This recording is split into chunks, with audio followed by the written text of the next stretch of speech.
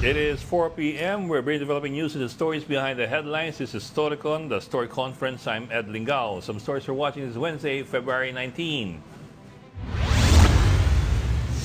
VP Sara Duterte has filed a petition with the Supreme Court to challenge the impeachment complaint against her. She cites legal and constitutional concerns.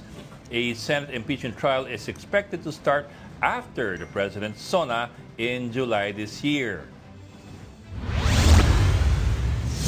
The Philippines will once again lodge a diplomatic protest against China. That's after a People's Liberation Army Navy helicopter flew dangerously close to a BFAR plane over Bajo de Masinloc or Scarborough Shoal yesterday.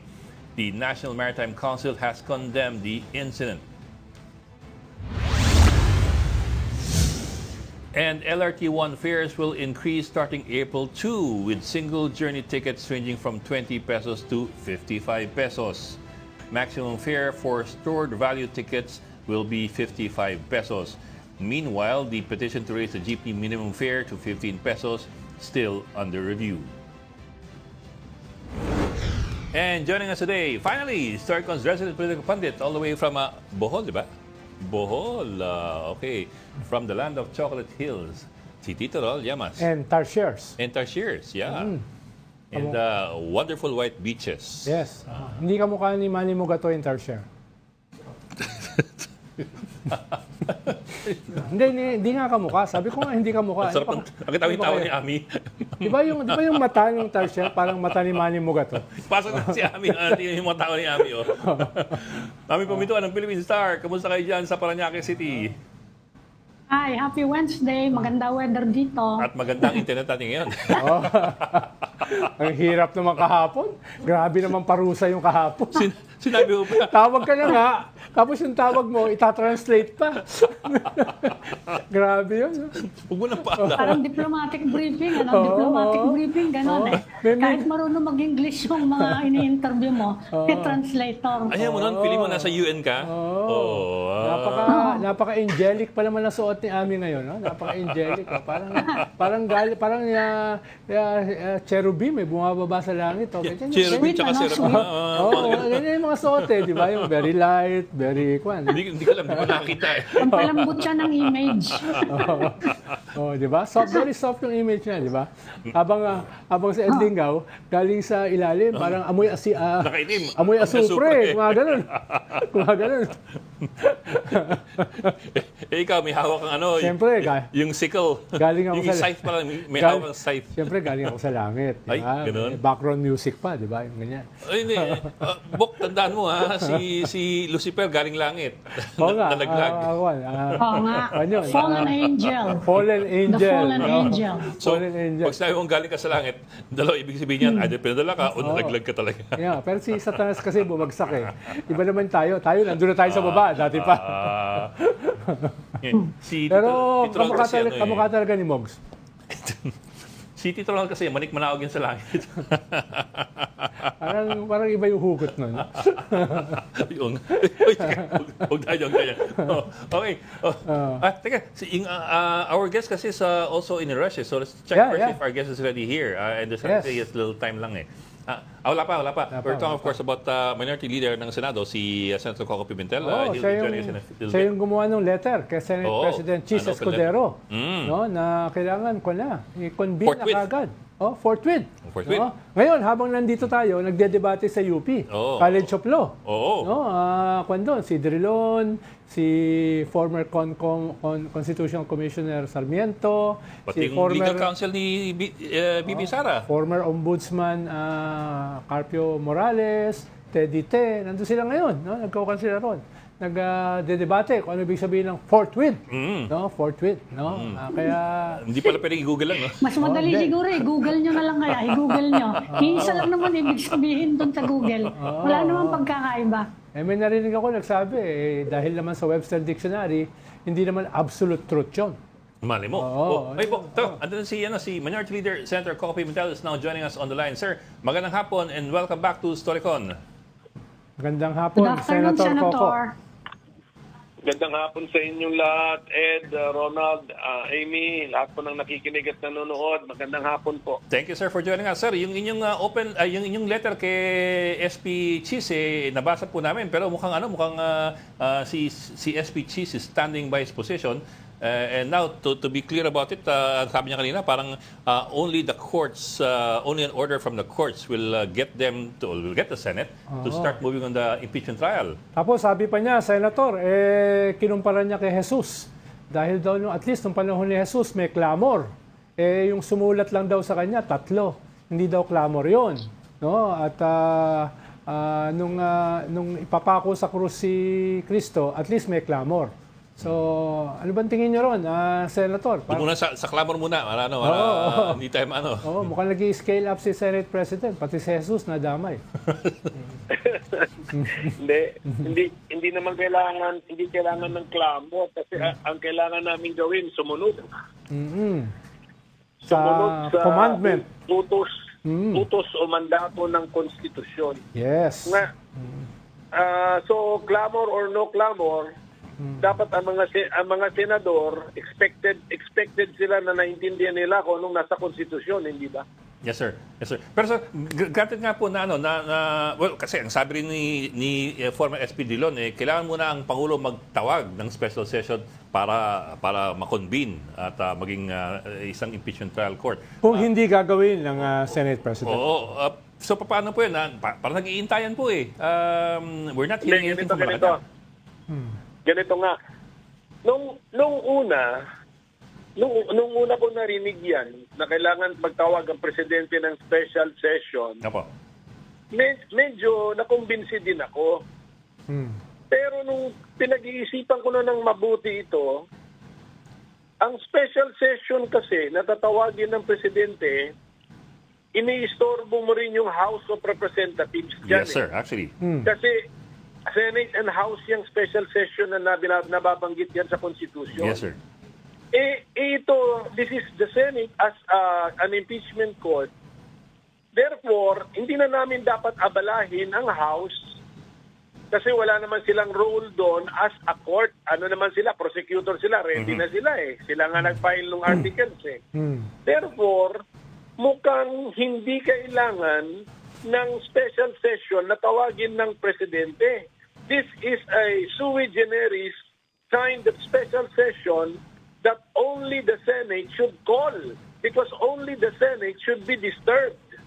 Tama, Senator. Pero kung hindi tatawagin ng Senate, diba, wala namang qualification sa konstitusyon tungkol sa pagtawag ng presidente ng special session. Wala namang qualification doon sa sinasabi ni Senate President, dapat in aid of legislation lang. Wala namang ganong klaseng qualification Nakalagay, the President can call a session. Pero pagpalagay na natin. Ganito. Pagpalagay na natin. Ganito. Hindi ba, una sa lahat, hindi ba obligasyon ng Senado na mag-trial na, di ba? Yun ang sabi ng Constitution. Forthwith. Tama. Isunod agad. Yan ang meaning ng forthwith Tama. Ngayon, pwede bang meron kaming obligasyon pero nakadepende kami sa isa pang tao na nasa labas ng aming institusyon?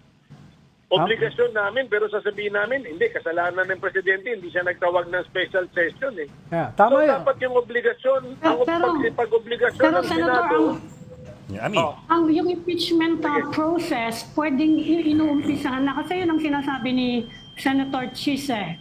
Sabi niya, kailangan daw pag-usapan pa yung rules dahil nga kakaiba tong trial na to is the Vice President, a sitting Vice President, i-review daw yung rules tapos magkakaroon ng parang equivalent ng preliminary investigation if it's a criminal investigation. Tapos, yun na nga, tinatansya yung timeline, sabi niya, pwedeng umpisahan yung trial, yung formal trial. Sa July. Sa after na ng SONA, magtatanungan pa daw. Actually, yun ang sinasabi niya na actually nag-uumpisa yung process sa Senado with the crafting of the rules. Tapos susunod yung magpapalitan ng affidavit, counter affidavit, parang pre-trial. Tapos yung formal trial ang sinasabi niya na mag-uumpisa after the SONA na, yun ang tinatansya niya sa timetable. Ano naman po yung masasabi niyo? Tama. Doon sa position niyang yun. Dagdag sa tanong ni Ami, Senator, kailangan ba ng mahigit 4 months para ayusin yung rules. Paano nung impeachment ni Estrada at saka ni Corona, 1 month lang yung preparations. Less than a month, actually. No? 1 month lang yung preparasyon nila. So itong forthwith, ibig ba sabihin nito, 4th month? Kaya nga nasisira ang meaning ng forthwith or ng salitang agad. Kung 4 na buwan at saka 7 buwan yung 4 na buwan hanggang 7 buwan yung delay. Tapos sabi ko nga kung sa trial na forthwith na, paano pa pala sa pre-trial? Dapat speed of light na yan, di ba? Kasi nga trial lang ang pinag-uusapan, forthwith. Di lahat ng mga preliminary before the trial dapat mas mabilis pa sa forthwith. Hindi ba? Well, kung yung track record nga, 1 month. Kung yung track record, anong 2 impeachment? 1 month Pero yun. you will concede, Senator, na it's all really up to the Senate President. Kasi yun din yung isang argumento nila. Bahala si Senate President dyan. Ay, nagpapasahan na kasi, nagtuturoan na dapat ang majority ng senators, kung nagbabasa kami ng konstitusyon at iniintindi namin, dapat i-pressure na namin si Senate President na magtawag na siya ng session namin, mga senador, as an impeachment court. Pero sir, do you think you would have the numbers, considering that Yes. quite a number of you, well, of course not you, pero quite a number of senators are going for re-election, and I know it's no excuse, of course, but Sui generis nga eh. Sabi ni Senator, sui generis. Ibig sabihin, unique. Unique. Extraordinary ito. Yung schedule ng mga recess. Sagutin namin yun. Sagutin namin sa taong bayan yun. Sagutin namin sa taong bayan yun at bakit kami hindi nag-hearing, hindi kami nagta-trial forthwith o hindi namin isinunod agad ang trial. Balita ko, Senator, Paris Fashion Week sa 25 hanggang March 4 eh. Kasi yung pati yung kampo, merong mga tao sa kampo ni BP Sara. Pati sila nagsasabi, umpisahan na at matapos daw dapat within the 19th Congress.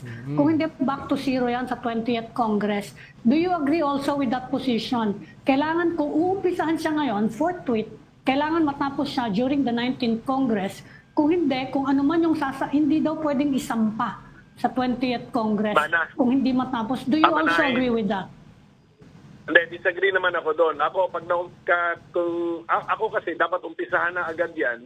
Pero kung hindi matapos, mamanahin yan ng susunod na Senado. Mamanahin nila yan kasi korte yan eh. So, we are an impeachment court. So, kahit papalitan ng mga judge dyan, tuloy pa rin siya sa court. Yung kanyang court docket, tuloy pa rin sa court docket. Yes. sir, Kasi meron ding di ba, yung kabilang kampo, yan din ang pinagmamalaki nila. Although they will not talk about it now, dahil may nakasampa na. Matagal na nilang sinasabi, they have the numbers in this Senate. Kaya yun din ang suspetsya ng mga tao. Kaya merong ibang some members of the Duterte camp na nagsasabi, umpisahan na ngayon at tapusin na within the 19th Congress because they are confident that they have the 9 votes of the senators para matalo. Kayo po, kilala nyo yung mga kasama nyo sa Senado. Nagbibilang din kayo ba kung sakasakali na merong ganong suporta for the Dutertes in the 19th Congress sa Senado? That's the political angle. Ako nakatingin lang ako sa Constitution. Sabi ng Constitution, Now. isunod agad ang trial. So, basta sumunod lang kami, mag-comply kami sa Constitution, whether acquitted or guilty, tanggapin nating lahat yun. Ang importante, sumunod kami sa Constitution. So, hindi ito panawagan na sumunod sa Constitution dahil nakakapabor sa kay Vice President or nakakasama kay Vice President. Wala. Tanggalin natin sa isip natin yun. Basahin lang natin yung mga salita na nasa Constitution.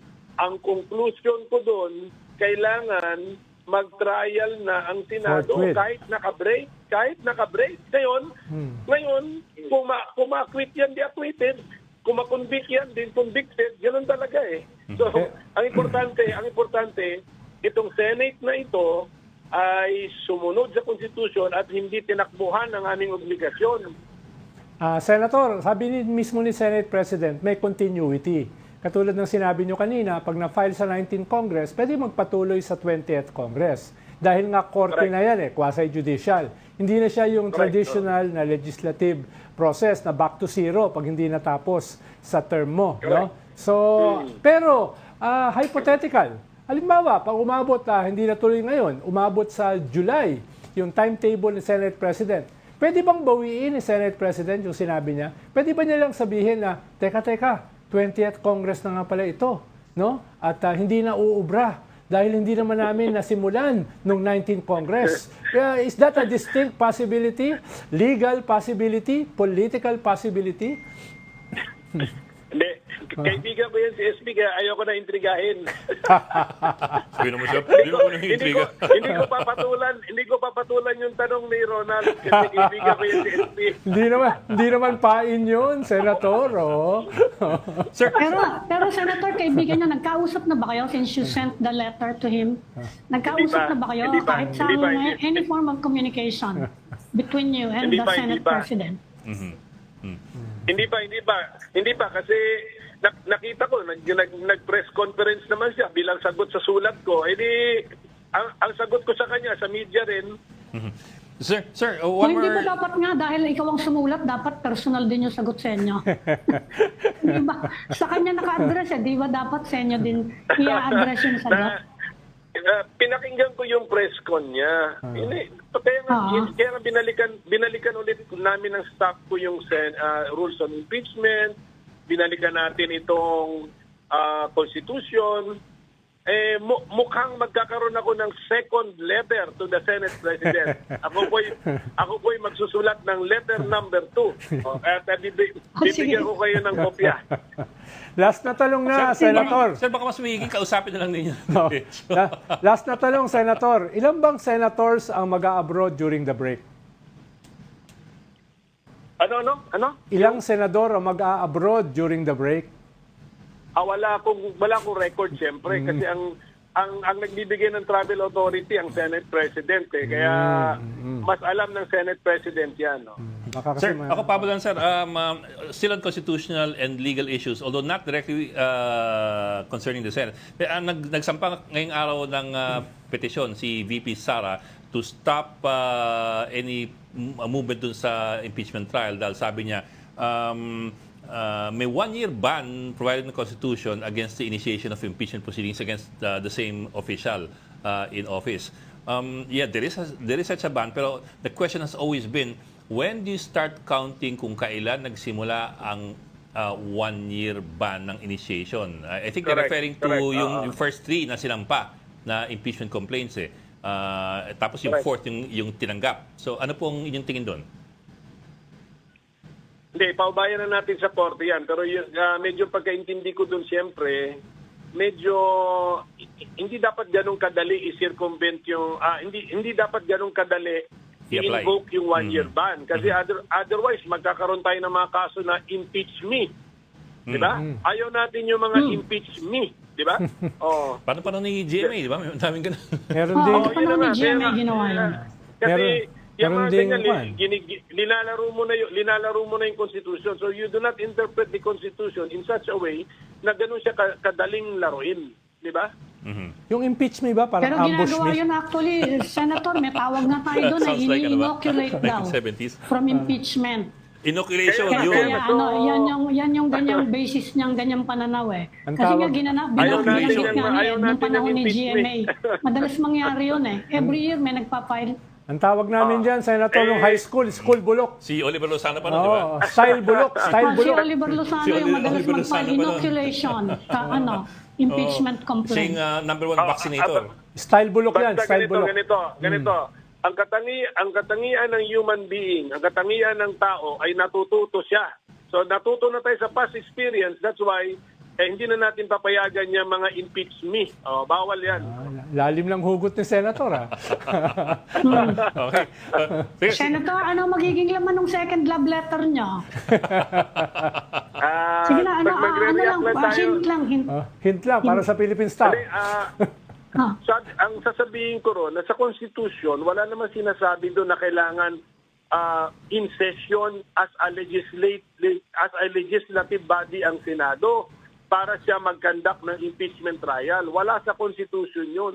At ipapakita namin na sa Senate rules namin on impeachment,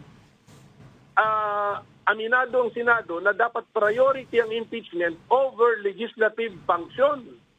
Klaro doon sa rules eh. Kaya nga, so hindi kailangan naka-session ka sa legislative body para mag-impeachment. Tapos, priority ang impeachment. So, therefore, dapat tinutuloy mo ang impeachment. Hindi mo pinapatagal. Sui generis. Alam mo ba yun? Ibig sabihin nun, sui generis? All on its own. Yan. Learned ka talaga. Okay, thank you. Salamat, Senator. Salamat. Senator. Salamat. Okay, ang kanyang pangalawang love letter mukhang magiging mas maramdaming love letter. Oo, sui generis. Okay. Hindi na so generous siya kasi two of a kind na eh. Pangalawa na love letter. Sabi rin ni Ami nung isang araw moto proprio. Dami nating Latino rin. Dami nating Latin dito. Di ba? Dami nating Latin. Kala nila, wala tayong alam, ha? Ano pa? In secula seculorum. Yan. Sa pari na yun, pari yun. Forever and ever. Amen. Sa pari yun. Amore na lang ako, amore. Alam ko, pagmamahal yan. Talaga si Mr. Valentine. So, I made reference to the VP's petition kanina kasi at least, I read only the first page pero dun sa first page, yun na kagad yung basis na ng kanyang petition na there's a to be specific, no impeachment proceedings. Na yung fourth, di ba? Yung fourth complaint. Although remember, Ed, in-explain yan sa atin ni House Secretary General Sabi niya, yung 1 year, hindi ba tinanong natin yan Tinanong ko, kailan niyang mag-uumpisa yung 1 year yun na nga, yung inoculation. Sabi niya, kailangan pagka-file sa Committee on Justice. Ito, Ami, I'm reading the rules of procedure in impeachment proceedings ng 15th Congress. This was the latest, the last impeachment kasi ito Rule number 2, Section 2, Mode of initiating impeachment. Impeachment shall be initiated by the filing and subsequent referral to the Committee on Justice. Yun na nga. Yun ang sinabi ni House Secretary General. So, kung hindi siya ma-refer sa Committee on Justice, hindi pa nag-uumpisa yung andar ng kalendaryo mo na 1 year. So, hindi, I'm sure yan ang nila. I-depensa dyan sa kaso na yan. So, in effect, bali, yung Dumaan first sa three... Committee on Justice yung first three kasi... Yung fast track nagpirmahan lang Yung first three kasi hinawakan ni Secgen Velasco at hindi binitawan At hindi... kasi from Secgen Velasco, it should go to the Speaker and the Speaker, it should go to the Justice Committee. Committee on Justice. So, hanggang kay Velasco lamang yung first three. Parang doon sa mga legal luminaries, hindi nila pinagdedebatihan yan. Para sa kanila, mutan academic yan. No? Kasi tapos na. Na-impeach na. Mas yung pinagtatalunan, limawa kanina sa UP College of Law, yung ibig sabihin ng forthwith proceed. Ang sabi halimbawa ang sabi ni former Senate President Frank Dillon tsaka Constitutional Commissioner Sarmiento, nag-agree sila lahat, pati si Carpio Morales, si Tedite, na ang ibig sabihin ng forthwith, undue delay. No, ibig sabihin talaga without undue delay. Without undue delay. Without undue delay. Ang debate nila ay yung recess daw ay hindi undue delay. Yun yung naging debate. Sabi ni Carpio Morales at ni Tedite, hindi siya undue delay. Ang sinasabi ni Drilon at ni Sarmiento, hindi, walang ganung qualification. No, dahil nga sui generis No, yung recess doesn't apply. Dahil unique nga ito So, ganun yung debate kanina. Ngayon, continuing, pero nandito na ako sa story ko. Mas mabuti siguro, nakinig na lang ako ron. Grabe ka naman. Ka naman manlait. Joke lang. Yung etymology ng katagang forthwith, it is an adverb that means without delay or at once, formed by compounding the words forth and with, the Old English equivalent of which is foromid. Kaso may narinig akong political analyst. Sabi niya, yung forthwith naman, hindi naman monopoly ng Webster Dictionary yung definition.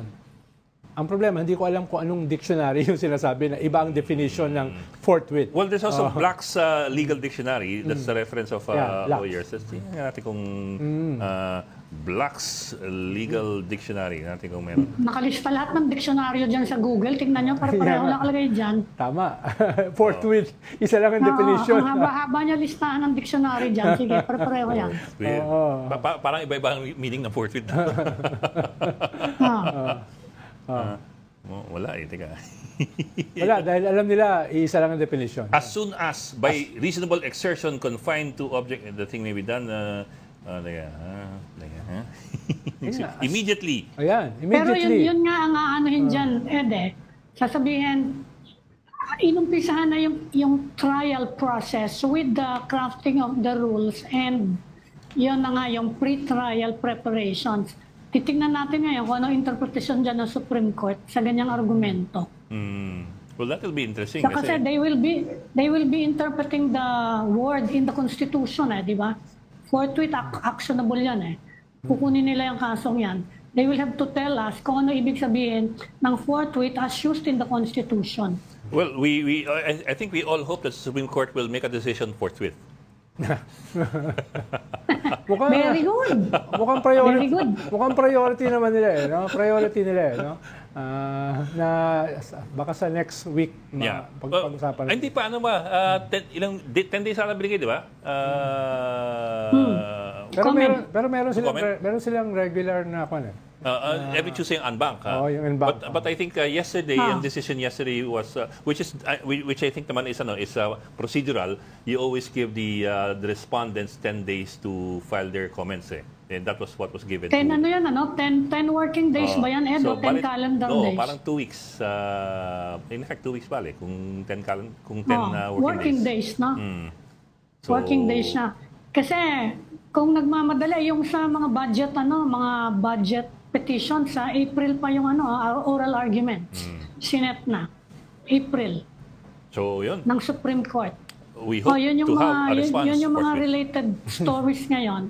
Yung oral arguments for the GAA and the Maharlika Investment Fund petitions, Senate sa April. Pero at least, action na nila, yung mga petition. Meaning they have accepted and yun na nga. And they have they directed, will tackle the petitions. Yeah. Tinanggap nila. Yeah. Yan yung mga istorya ngayon. And normally naman, once the respondent replies, then it's faster na. Hindi, kung minsan hindi nila tinatanggap, di ba? Sinasabi nila, wala namang actionable dito sa petition niya. Di ba? Binabalik nila Pero ito, action na nila. Merong oral argument. Okay. Mga bok, we just need to go into a quick break for 5 minutes. You're watching StoryCon on One News. We will be back. We've got developing news and the stories behind the headlines. Welcome back to StoryCon or the Story Conference. I'm Ed Lingao. And so, of course, still with us, Ami Pamintuan ng Star and Tito Rol Llamas, our political pundit. And time to check local politics in Cebu. One News Desk editor Dale Israel has the latest from Cebu. Dale. Sabi nga nila, politics is all local. Always local. Hi, Dale. Yes, maayong hapon, Ami, Ed, and Ronald. A lot of Congressman Drew Black from supporters of Vice President Sara Duterte for voting in favor of the impeachment complaint. And Cebu 5th District Congressman Duke Frasco was no exception. That is because his wife, Tourism Secretary Cristina Garcia Frasco, is known to be a friend of VP Sara. And in fact, it was in their home in Liloan where VP Sara usually goes when she is in Cebu. Cristina was actually VP Sara's spokesperson during the 2022 elections. In a speech in Liloan last week, Frasco explained the reason why he signed the impeachment. For one, he said he does not want his projects to get stalled, and with no fund allocation if he does not join the majority who signed in favor of the impeachment of the VP, that is around 240 congressmen. Another reason why he recalled was when they needed help from VP Sara when Cristina called up the VP during the Love the Philippines controversy, and he did not get any help from the VP. During 2023, they found out then that those who criticized Secretary Cristina are well-known social media personalities who are aligned with VP Sara. So Cristina called up the VP and she said that if you can ask your friends, social media personalities, just hinahinay lang, but then VP Sara said she cannot dictate social media personalities. And then Cristina goes, if the VP could issue a statement of support, Then the president and senators and some governors and congressmen already expressed support, but the VP answered she cannot issue such statement of support. And a month later, in August, Frasco said that he was surprised by Duterte when Duterte visited the opponents of the Frascos in the district, which is the Duranos of Danao City. 5th district is composed of Liloan, Compostela, Sogod, Carmen, the Camotes group of islands, and Danao City. In July 2024, VP Sara again visited the Duranos, again without a word from the Frascos, whom he said he treated as allies in the elections. That's basically what he said, why he signed the impeachment, aside from, quote-unquote, allowing the VP to answer the allegations hurled against her. Pero Back to you guys. di ba, Dale, that's so predictable dahil that's too much water under the bridge. Dahil kahit naman si Sara, Vice President dati ni BBM Dati naman may unit team di ba? Kaya yung pagiging spokesperson ni Frasco kay Sara was so ancient history Dahil nung naghati sa Cebu, local politics between the Garcias and the Ramas, malinaw na magkaiba sila ng kampo. At lalo na nung sa national dahil cabinet secretary si Frasco at deputy speaker naman yung kanyang asawa sa Kongreso. Kaya 'di ba hindi naman siya nakakagulat. Kaya nagulat ako na nagulat si Frasco na sinuportahan ni Vice President Sara yung mga Durano. No? Talaga namang parang that was so logical. That's actually correct, Ronald. But then Frasco got the flack from the supporters of the Vice President, which Sara Duterte has actually a lot of supporters here in Cebu. That's why he has to explain why he voted in favor of the impeachment. Pero Dale, yung unang binanggit mo yung dahilan kung bakit bumoto ng ganun si Jun Frasco, ang sabi mo kasi parang to the effect na gusto niyang matuloy yung mga projects niya at hindi mawala ng pondo. Ang tanong ko, meron bang binitawang banta o parinig yung liderato ng Kongreso kay Congressman Frasco to toe the line, otherwise delikado ang kanyang proyekto, or kusa lang siyang natakot at nangamba at naniguro? Those are two different things kasi. One is may nagparinig sa'yo at may paramdam. Yung isa naman parang naninigurado ka lang. Okay, nagpapalusot ka. Ibig sabihin, yung mga project ni Toby Chanco ay tatamaan din kahit siya yung campaign manager ng admin slate dahil hindi siya bumoto. Yeah. So, Bok, do we know kung anong klaseng hugot, anong pinaghuhugutan si Frasco when he said na he has to protect the projects? It was not clear, though, that if the projects will be stopped when he will not vote for the impeachment. But that's what Frasco explained. He just fears for his projects to get zero budget if he did not join the majority. Yeah, I understand. Pero that also bears asking later on. Tanong ko, anong basa mo dyan sa situation dyan? Kasi napakatagal ng alliance din ng Duterte and yung Garcia Frasco families, no? Sa tingin mo ba complete break na yan? Although sabi nga ni President Marcos, never say never. Pero sa tingin mo talagang gano'n nakalalim din yung break between the Garcias and the Dutertes? Considering the support of the Dutertes nga dyan sa Visayas and in Cebu. Yes, actually, that's correct. The Dutertes has earned a lot of support, still a lot of support here from Cebu and the Visayas. But then the alliance between the Garcias and the Duterte is kind of shaky right in the moment because yung Duterte, when Sara Duterte was here in Cebu, he usually goes to the Frascos or to Garcias. But now she goes to the opponents of the Garcias, which is the Duranos of the 5th district in Danao City. That's where Sara goes. If she is in Cebu, she goes to the Duranos in Danao City. Pero Dale, pag sinabi mong shaky, ay iba yun doon sa tanong ni Ami. Ang sinasabi kasi ni Ami, irreversible na ba yung relasyon nila? Ganun ba kalalim? No? Nagkasunugan na ba ng tulay? Humpty Dumpty na ba yan? Pag sinabi mo kasing shaky, bukas makalawa, pwede pa. No? So ano bang tingin mo? Shaky nga or talagang malalim na? In the signing of the impeachment, two congressmen did not sign the impeachment. That is Third District Representative Pablo Jan Garcia, which is the brother of Gwen Garcia, and Cebu City congressman or congresswoman Del Mar. So I guess that would build something. We can build something from there. They can build something from there. I think everybody's curious din kasi I know politics minsan talaga nagkakaaway-away yung mga tao pero ito kasing at least dati the impression we were getting is si Frasco tsaka itong si Sara were close personal friends Very kahit close. paano. Oh. Yes. Ngayon ba Very talaga close. ngayon ba hindi lang sa politika magkaaway sila pero sa personal ay magkaaway na rin sila, would we know? Alam mo yun, iba kasing magkahiwalay na kayo, magkaiba na kayo ng bakod. Iba yung nagbabatoan pa kayo ng itlog. Well, kung magkalaban kayo sa local, that is intense. Very, Ha? very Sa intense, national nga, pwedeng magkapatawaran pa. Pero sa local, kanyan, parang, Very personal very personal yan. Mas mahirap magpatawad doon. Sabi nga ni Vice President Sara, hindi ako nakakalimot at hindi ako nagpapatawad hanggang libingan. What we know so far is that Secretary Cristina asked for help from the Vice President, personal help, when she had this issue over the Love the bloggers campaign, and she did not get any help from the Vice President during, let's see, in 2023, and in 2024, still she did not get any help from the Vice President. No. Dale, anong pulso what's the pulse among the Cebu residents tungkol sa impeachment? Kasi yun na nga, sabi na, alam natin malakas ang mga Dutertes pa rin dyan sa province, even in the city, no? Meron bang ganong survey or ikaw sa pakiramdam mo, you are a resident of Cebu, anong pakiramdam mo? Malakas pa rin ba yung suporta or are they against the impeachment?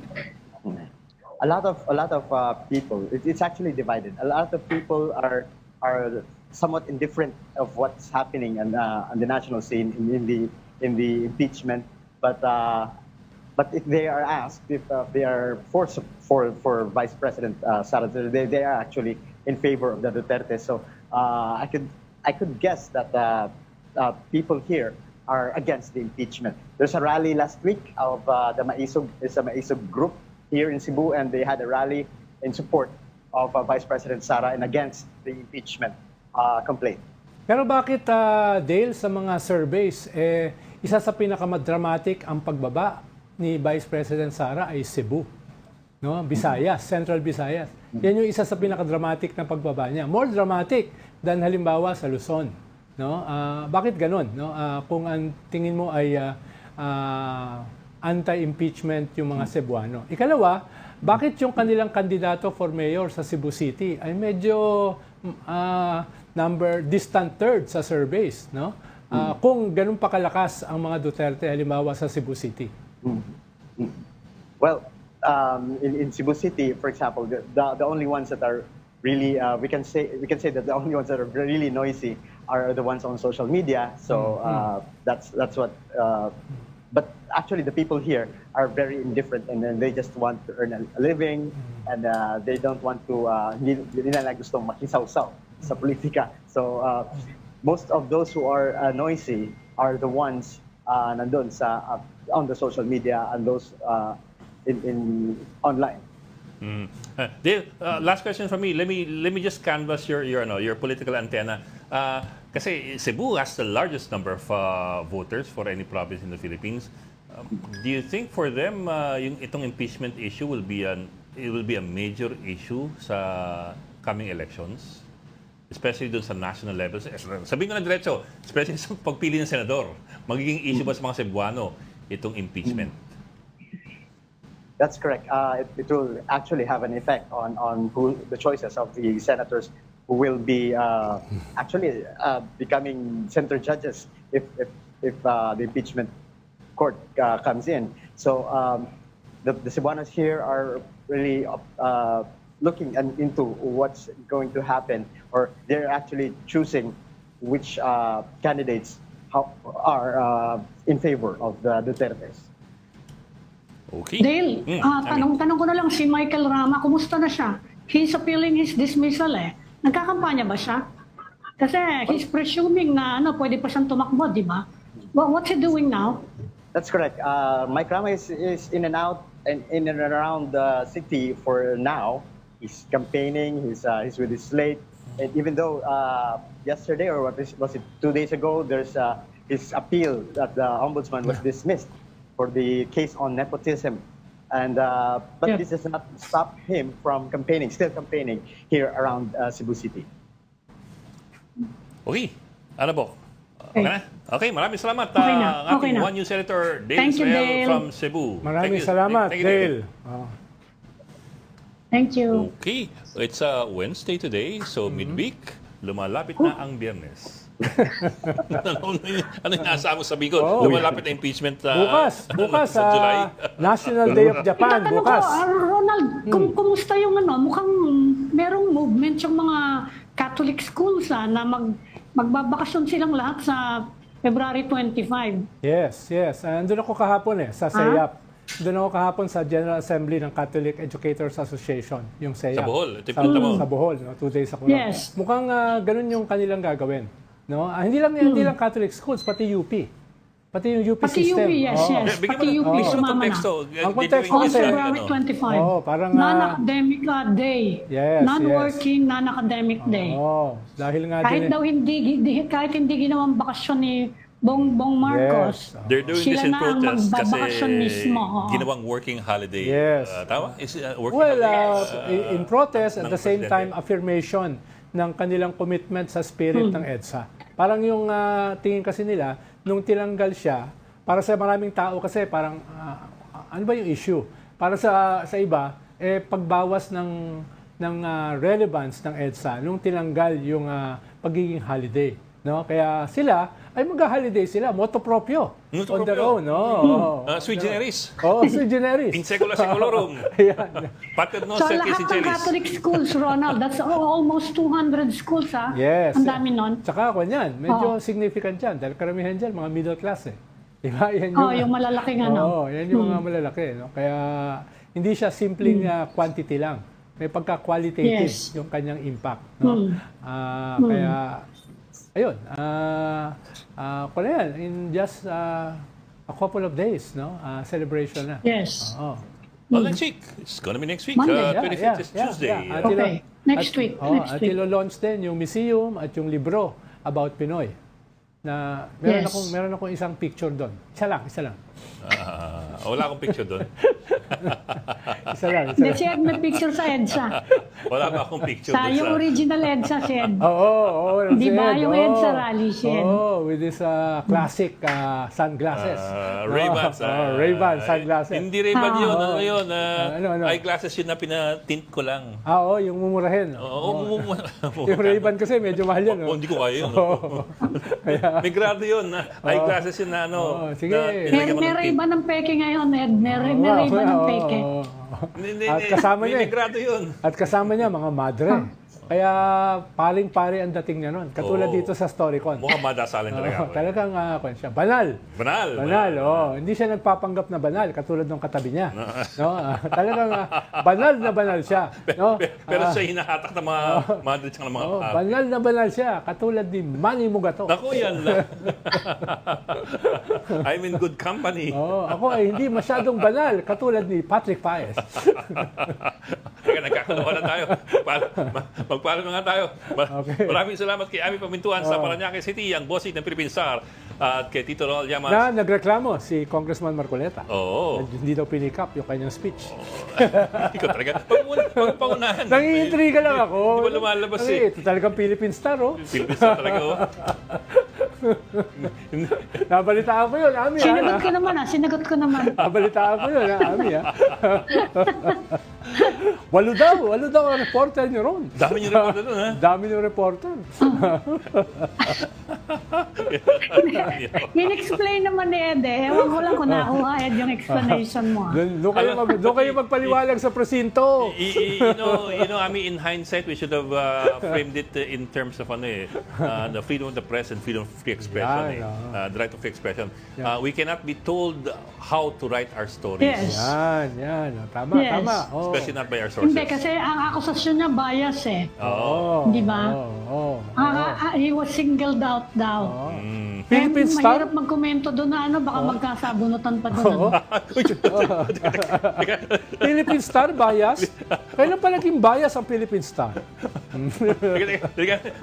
Magbubuo na tayo. Magpalo na tayo. Nag-goodbye na ako eh. Baba tuloy. Umabol ka pa. Maraming salamat aming pamintuan, bossing Philippine Star at kay Tito Ronald Llamas, ang bossing ng mga pare at madre. At mga intergero. At mga intrigero. Okay, join us again tomorrow for the Story Con. I'm Ed Linga. We are One News, all sides, all the time. This is the Story Conference Group or the Storycon Group.